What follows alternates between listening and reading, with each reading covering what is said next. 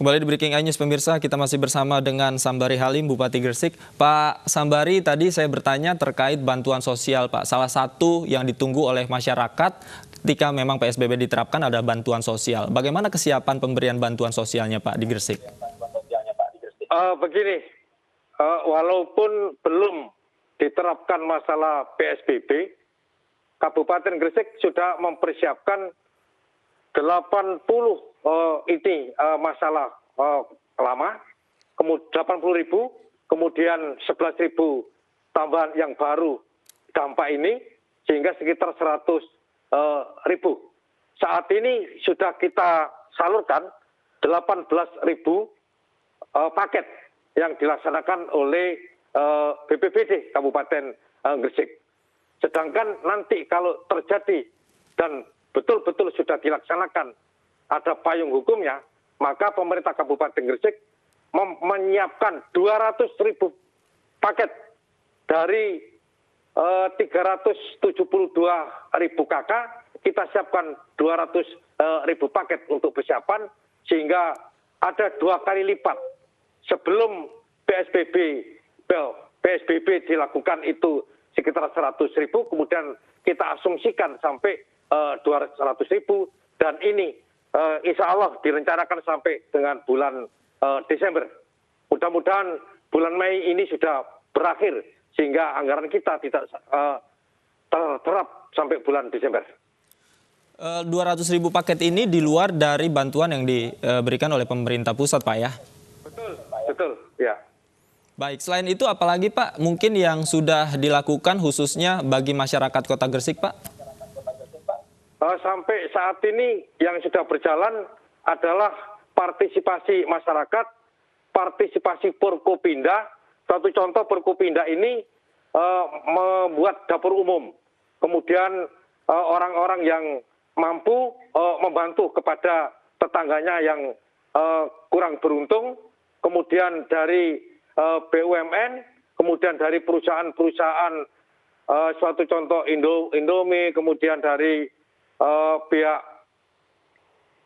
dari termasuk pasar-pasar yang beredar di Gresik, minimarket, itu kemudian dari teman-teman camat juga partisipasi, dan ASN pun ini juga partisipasi untuk membantu saudara-saudaranya yang kena dampak. Yang tidak kalah pentingnya adalah pengawasan di lapangan, Pak. Bagaimana sistem distribusinya dilakukan, Pak?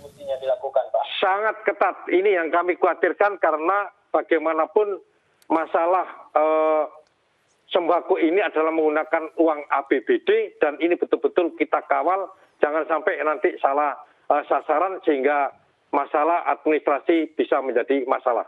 Ini yang betul-betul kami wanti-wanti, jangan sampai salah sasaran, dan pertanggungjawabannya harus begitu rapi sehingga tidak terjadi permasalahan.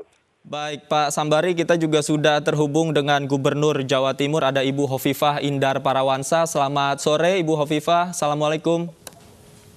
Ya, selamat sore. Waalaikumsalam warahmatullahi wabarakatuh. Baik, Ibu Hovifah, nanti PSBB akan diterapkan juga di Jawa Timur. Seperti apa, Bu, nanti penerapannya, Bu?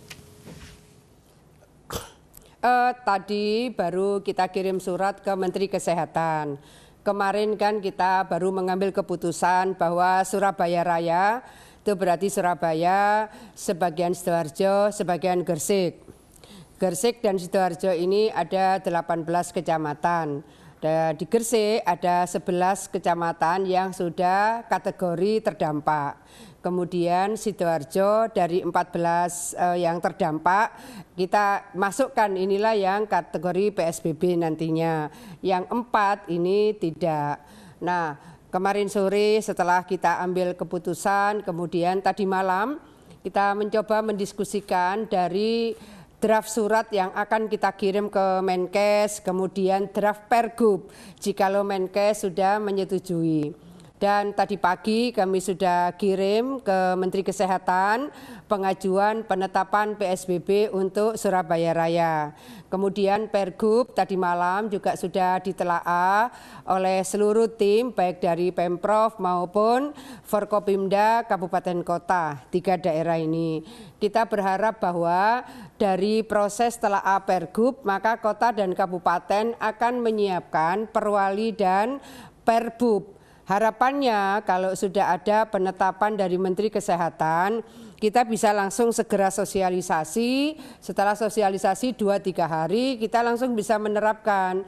Karena pada dasarnya Pergubnya relatif sudah selesai dan kita sudah mengkoordinasikan bahwa untuk Bupati Wali Kota bisa segera menyiapkan draft peraturan Wali Kota dan peraturan Bupati. Baik. Bu Hovifah, bicara soal penerapan PSBB, kita juga berbicara sanksi yang akan diberikan. Kita berkaca pada DKI Jakarta di mana masyarakatnya juga ketika PSBB diterapkan masih banyak yang beraktivitas. Apakah mungkin nanti Jawa Timur akan menerapkan PSBB dengan secara lebih ketat, Bu? Ya, di Pergub bagian terakhir itu sanksi. Nah, di bagian terakhir sanksi kemarin kami koordinasikan dengan Pak Kapolda dan dengan Kasdam 5 Brawijaya karena Pak Pangdam kemarin sedang ada tugas di Jakarta. Ini kemudian langsung rapat sore kemarin antara Polres Tabes Surabaya, Polres Sidoarjo, Polres Gresik, Dandim Surabaya, lalu Sidoarjo dan Gresik. Jadi mereka akan menyingkronkan bagaimana format yang kira-kira memberikan efektivitas dari penerapan PSBB ini. Nah, ada item juga misalnya Bupati Wali Kota itu juga punya kewenangan hal-hal tertentu bisa diatur di dalam perwali maupun perbub. Ini yang kita harus saling mengukur supaya PSBB ini bisa memberikan efektivitas. Misalnya begini, bagaimana kalau misalnya yang PDP ini mereka disediakan untuk dimasukkan di dalam gedung observasi. Kebetulan Pemprov Jawa Timur menyiapkan BPSDM Jawa Timur ini untuk ruang observasi. Kemarin sempat kami bahas opsi-opsi yang memungkinkan proses memberhentikan penyebaran COVID-19 ini apa saja. Kalau misalnya di dunia ini memang rumus besarnya adalah tinggal di rumah. Di dunia ini rumus besarnya adalah physical distancing. Pola-pola ini tentu akan menjadi bagian dari penguat jikalau misalnya sanksi akan dijatuhkan kepada mereka yang melakukan pelanggaran misalnya. Bagaimana apakah kafe, apakah warung mereka buka, tetapi tidak boleh ada kursi di situ. Jadi seluruh yang beli itu take away atau mereka menyiapkan drive-thru misalnya. Nah, pola-pola ini akan didetailkan oleh Bupati Wali Kota lewat perwali dan lewat peraturan Bupati. Lalu untuk kepentingan public transportation, kebetulan ada kereta komuter Surabaya Lamongan dan Surabaya Bangil. Subang dan Sulam ini pada 3 minggu terakhir memang sudah 50% penumpangnya. Kita bisa melihat kemudian angkot, rata-rata mereka sudah 20% penumpangnya. Bis juga demikian. Bis ini total yang beroperasi sekitar 20%. Dari 20% yang beroperasi rata-rata penumpangnya juga maksimal 20% juga. Ini hasil rapat kami dengan Organda, Asosiasi Driver Angkot dan Asosiasi Driver Ojol. Nah, ini pun kemarin kami juga koordinasikan dengan Dinas Perhubungan Provinsi, Dinas Perhubungan Kabupaten Kota yang dalam area Surabaya Raya kita usulkan untuk penetapan PSBB dari Kementerian Kesehatan. Kalau urusan pendidikan sebenarnya dari tanggal 16 Maret yang lalu sebetulnya proses belajar sudah dari rumah. Kita pun sudah mengeluarkan surat edaran gubernur per tanggal 17 kemarin. 17 April kita keluarkan surat edaran bahwa belajar dari rumah disambung dengan liburan mereka. Maka sebetulnya belajar di rumah itu sampai 1 Juni. Tanggal 2 Juni mereka sudah masuk kembali. Kita harapkan COVID-19 juga sudah berhenti penyebarannya. Proses belajar mengajar bisa dilakukan secara utuh di kelas-kelas. Surat edarannya sudah tanggal 17 April kemarin. Kemudian bagaimana keramaian yang terkait dengan misalnya kegiatan sosial, kemudian kegiatan ibadah, tempat-tempat ibadah. Ini kan proses yang juga sudah kami lakukan pada minggu kedua Maret yang lalu. Jadi proses konsolidasi, sosialisasi tetap perlu kita lakukan.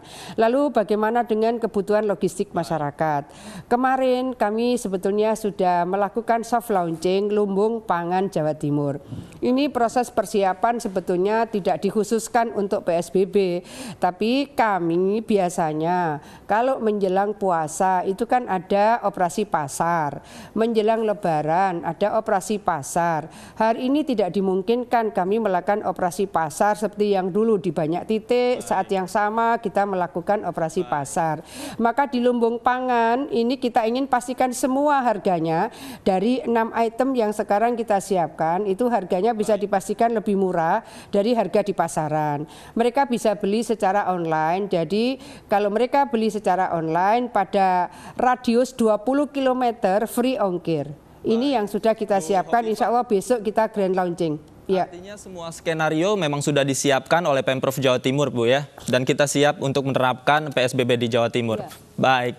Terima kasih Ibu Hovifah, Gubernur Jawa Timur sudah bergabung bersama kami. Sebelumnya juga ada Bupati Gresik, Bapak Sambari Halim. Terima kasih. Selamat sore.